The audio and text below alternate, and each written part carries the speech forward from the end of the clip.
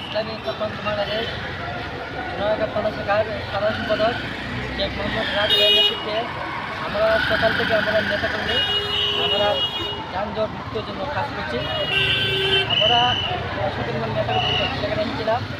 আমাদের রাজু ভাই আমাদের কীভাবে পরিচালনা করেছেন, আমরা ওনার কাছ থেকে কিংবা আমাদের সাথে যুক্ত হয়েছিলেন ইসলামী ছাত্র বাংলাদেশ সোনারগাঁ থানা শাখার সভাপতি আমাদের ছিলেন। আমার সাথে আছেন যে ইসলামী ছাত্র বাংলাদেশ থানা শাখার বর্তমান সম্পাদক, এদিকে আছেন ইসলামী ছাত্র বাংলাদেশ সোনার পৌর শাখার সভাপতি, আমার সাথে আছেন ইসলামী ছাত্র বাংলাদেশ সোনার থানা শাখার সংগ্রামী সাধারণ সম্পাদক এবং আমি ইসলামী ছাত্র বাংলাদেশ থানা শাখার সোনারগাঁ থানা শাখার প্রধান প্রধান সম্পাদক মোহাম্মদ রাহুল রহমান। তখন আমরা আমাদের সাধারণ সম্পাদক মুহূর্তের কাছ থেকে আমরা আমাদের আছেন তার কাছ থেকে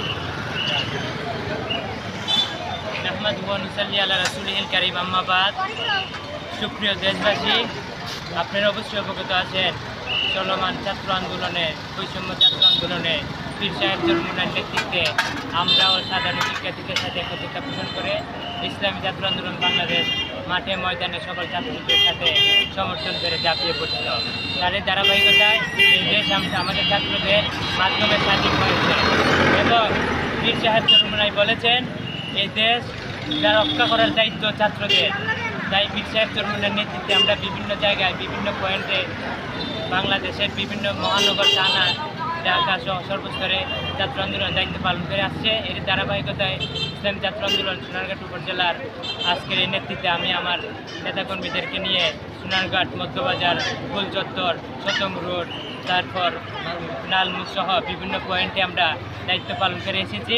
আলহামদুলিল্লাহ, পীর সাহেব চরমুনাই আমাদের নেতা, এদেশের জিন্দা শাহজালাল, বাংলার বঙ্গ অভিভাবক পীর সাহেব চরমুনাই যখন যে কোনো সময় যে ডাক দিবেন আমরা পালন করতে প্রস্তুত আছি ইনশাআল্লাহ।